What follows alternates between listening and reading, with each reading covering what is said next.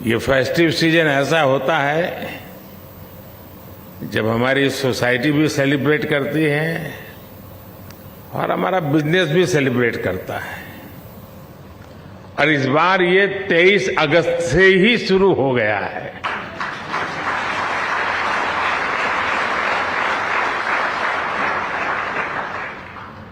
और ये सेलिब्रेशन है चंद्रमा पर चंद्रयान के पहुंचने का।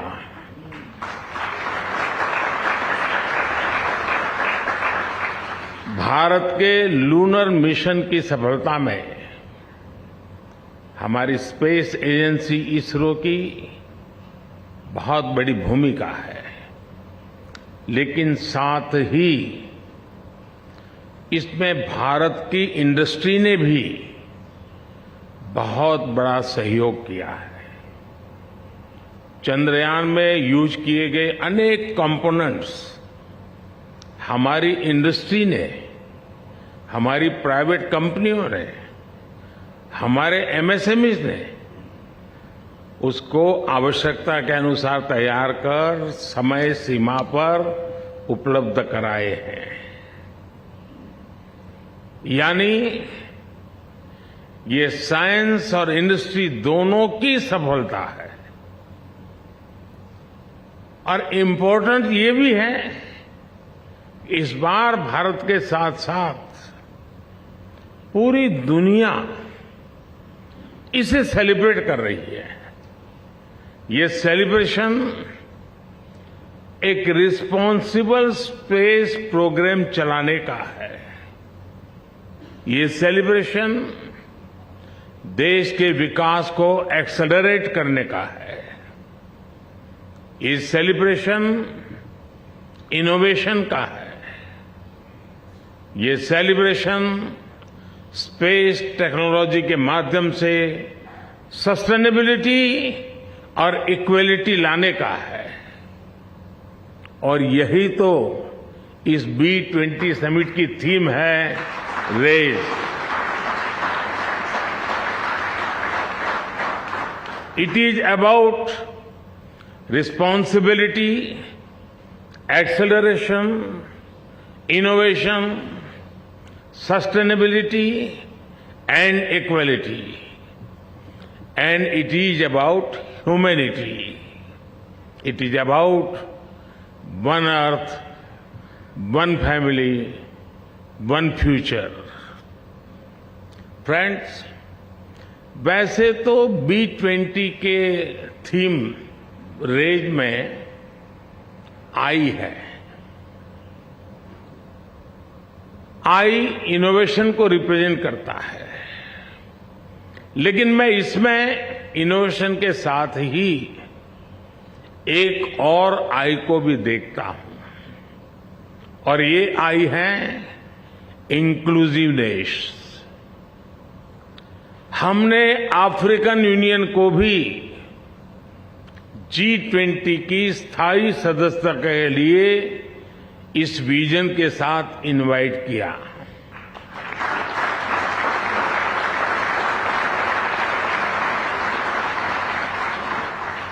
B20 में भी अफ्रीका के इकोनॉमिक डेवलपमेंट को एक फोकस एरिया रखा गया है। भारत का मानना है कि ये फोरम अपनी अप्रोच में जितना इंक्लूसिव होगा, उतना ही बड़ा इसका इम्पैक्ट होगा। इससे ग्लोबल इकोनॉमिक चैलेंजेस को हैंडल करने, ग्रोथ को सस्टेनेबल बनाने और यहां लिए गए फैसलों के इम्प्लीमेंटेशन में हमें उतनी ही अधिक सफलता मिलेगी।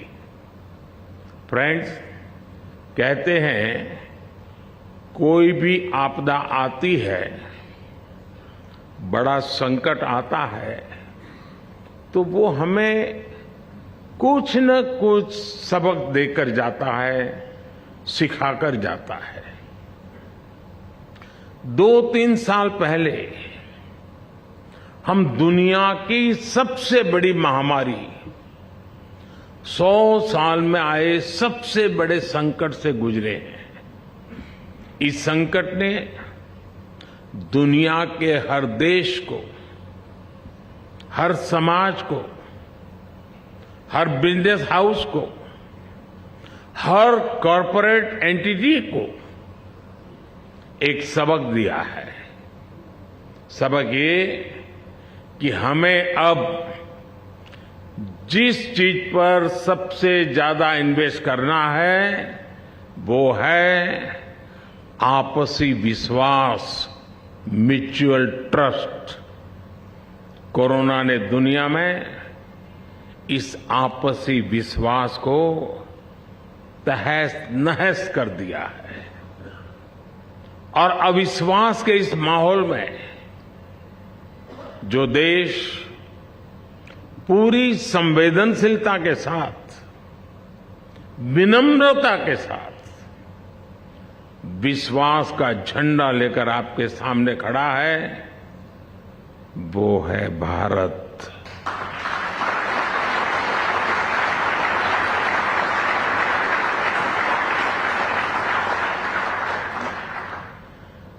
सौ साल के सबसे बड़े संकट में भारत ने जो चीज दुनिया को दी वो है विश्वास, ट्रस्ट, म्यूचुअल ट्रस्ट। जब कोरोना के समय दुनिया को जरूरत थी तो फार्मेसी ऑफ द वर्ल्ड के नाते भारत ने 150 से ज्यादा देशों को दवाइयां उपलब्ध कराई।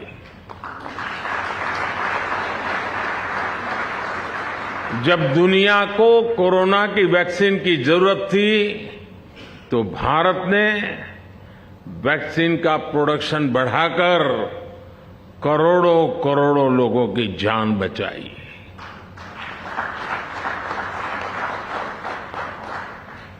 भारत की डेमोक्रेटिक वैल्यूज भारत के एक्शन में दिखती है, भारत के रिस्पांस में दिखती है। भारत की डेमोक्रेटिक वैल्यूज देश के 50 से ज्यादा शहरों में हुई G20 की बैठकों में दिखाई देती है और इसलिए भारत के साथ आपकी पार्टनरशिप बहुत महत्वपूर्ण है। आज भारत में दुनिया का सबसे युवा टैलेंट है। आज भारत इंडस्ट्री 4.0 के इस दौर में डिजिटल रिवॉल्यूशन का चेहरा बना हुआ है। भारत के साथ जितनी आपकी दोस्ती मजबूत होगी उतनी ही समृद्धि दोनों को मिलेगी। You all know business can transform potential into prosperity, obstacles into opportunities, aspirations into achievements. Whether they are small or big, global or local, business can ensure progress for everyone.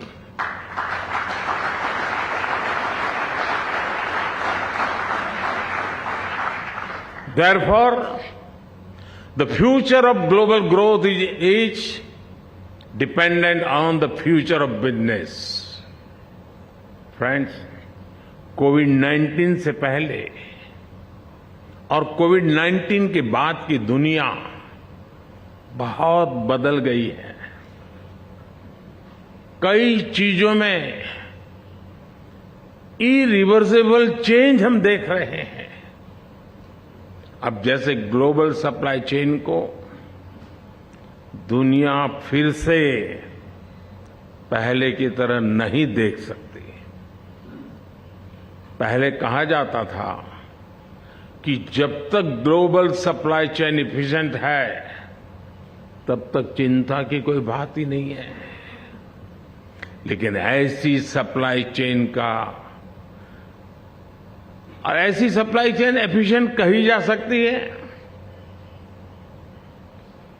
जो तब टूट जाए, और वो भी तब जब उसकी दुनिया को सबसे ज्यादा जरूरत थी। इसलिए आज जब दुनिया इस सवाल से जूझ रही है तो साथियों, मैं आपको विश्वास देता हूं, इस समस्या का समाधान भारत है।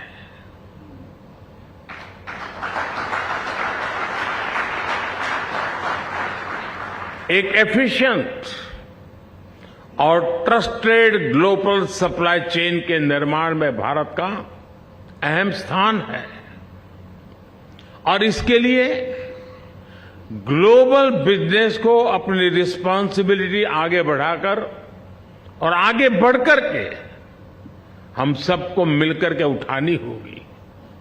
फ्रेंड्स, मुझे खुशी है कि G20 देशों के बीच बिजनेस 20 डिबेट और डायलॉग का एक वाइब्रेंट फोरम बनकर उभरा है। इसलिए जब इस मंच पर हम ग्लोबल चैलेंजेस के सॉल्यूशंस पर चर्चा कर रहे हैं, तब सस्टेनेबिलिटी बहुत अहम विषय है। हम सबको ये ध्यान रखना होगा कि सस्टेनेबिलिटी की बातें सिर्फ नियमों कानूनों तक सीमित न रहे, बल्कि ये रोजमर्रा की जिंदगी का हिस्सा बने, जीवन का हिस्सा बने। मेरा आग्रह ये है कि ग्लोबल बिजनेस को इससे एक कदम और आगे आना चाहिए। सस्टेनेबिलिटी अपने आप में अपॉर्चुनिटी भी है और एक बिजनेस मॉडल भी है। अब आप छोटा सा मैं उदाहरण देता हूं, मिलेट्स का उदाहरण समझ सकते हैं। इस वर्ष को UN international year of millets के रूप में मना रहा है। मिलेट्स सुपर फूड भी हैं, एनवायरमेंट फ्रेंडली भी हैं और छोटे किसानों को भी सपोर्ट करता है, और इसमें फूड प्रोसेसिंग बिजनेस में भी अपार संभावनाएं हैं। यानी ये लाइफस्टाइल और इकोनॉमी हर लिहाज से विन विन मॉडल है।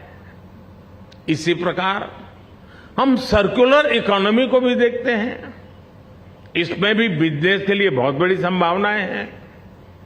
भारत में हम ग्रीन एनर्जी पर बहुत अधिक बल दे रहे हैं। हमारा प्रयास है कि सोलर एनर्जी कैपेसिटी में जो सफलता भारत को मिली है, इसको हम ग्रीन हाइड्रोजन के सेक्टर में भी दोहराएं। भारत की कोशिश इसमें भी दुनिया को साथ लेकर चलने की है, और ये कोशिश इंटरनेशनल सोलर अलायंस के तौर पर भी दिखाई देती है। फ्रेंड्स, पोस्ट कोरोना वर्ल्ड में आजकल हम देखते हैं कि अपनी हेल्थ को लेकर सभी बहुत कॉन्शियस हो गए हैं। हेल्थ कॉन्शियसनेस डाइनिंग टेबल पर तो तुरंत दिखती है। जब हम कुछ खरीदते हैं, जो खाते हैं, जो काम करते हैं, हर चीज में ये जरूर देखते हैं कि इसका हेल्थ पर क्या प्रभाव पड़ेगा।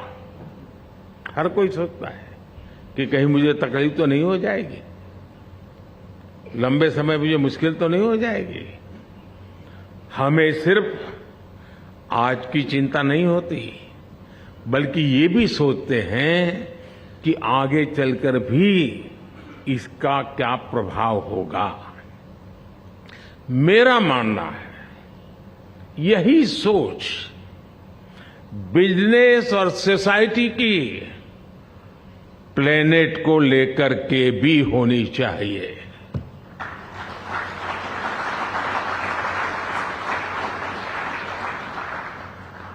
जितनी चिंता मुझे मेरे हेल्थ के लिए हो और मेरी रोजमर्रा की जिंदगी में वो मेरा तराजू हो, तो मेरे रोजमर्रा की जिंदगी में प्लेनेट को क्या इम्पैक्ट होगा, उसकी हेल्थ का क्या होगा, यह भी तो हमारी जिम्मेवारी है। हर फैसले से पहले ये जरूर विचार किया जाना चाहिए कि इसका हमारी धरती पर क्या असर होगा। मिशन लाइफ यानी लाइफस्टाइल फॉर एनवायरनमेंट के पीछे यही भावना है।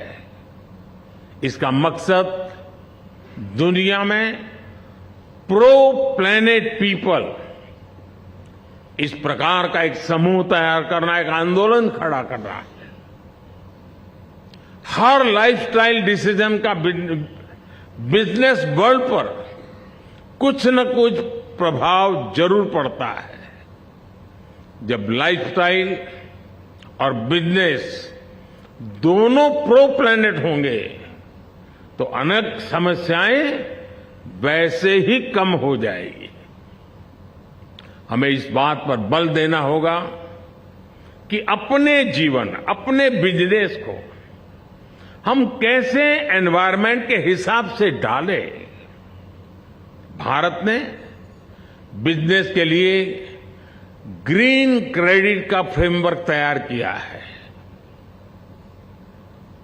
हम लोग इतने दिनों से कार्बन क्रेडिट में ही उलझे हुए हैं और कुछ लोग कार्बन क्रेडिट का मजा भी ले रहे हैं। मैं दुनिया के सामने ग्रीन क्रेडिट की बात लेकर के आया हूं। ग्रीन क्रेडिट जो प्लेनेट पॉजिटिव एक्शन पर जोर देता है। मैं ग्लोबल बिजनेस के सभी दिग्गजों से आग्रह करता हूं, कोई इससे जुड़े और इसे एक ग्लोबल मूवमेंट बनाएं। फ्रेंड्स, हम बिजनेस की ट्रेडिशनल अप्रोच पर भी विचार करना होगा। हम सिर्फ अपने प्रोडक्ट, अपने ब्रांड, अपनी सेल की चिंता तक सीमित रहे, ये काफी नहीं है। एक बिजनेस के रूप में हमें एक ऐसा इकोसिस्टम बनाने पर भी बल देना होगा जो लॉन्ग टर्म में भी लाभ देता रहे। अब जैसे भारत ने बीते समय में जो पॉलिसी इंप्लीमेंट की है, उनके कारण सिर्फ 5 वर्ष में ही लोग करीब करीब 13.5 करोड़ से ज्यादा लोग गरीबी से बाहर आए हैं।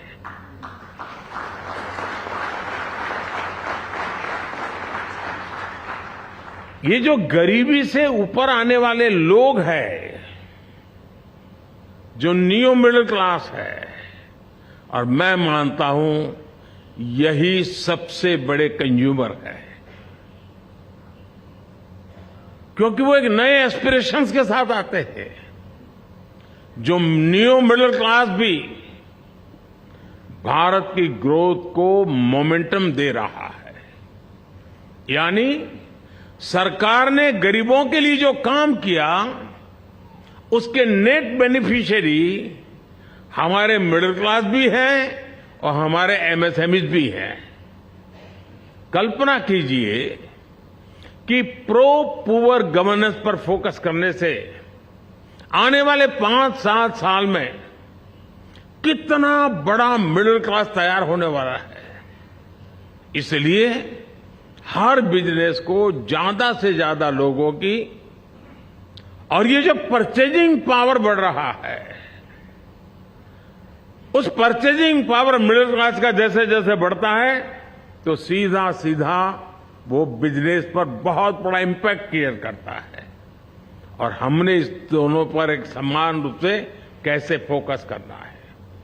हमारा फोकस अगर सेल्फ सेंट्रिक रहा तो मैं नहीं मानता हूं कि हम खुद का भी भला कर पाएंगे और दुनिया का भी भला कर पाएंगे।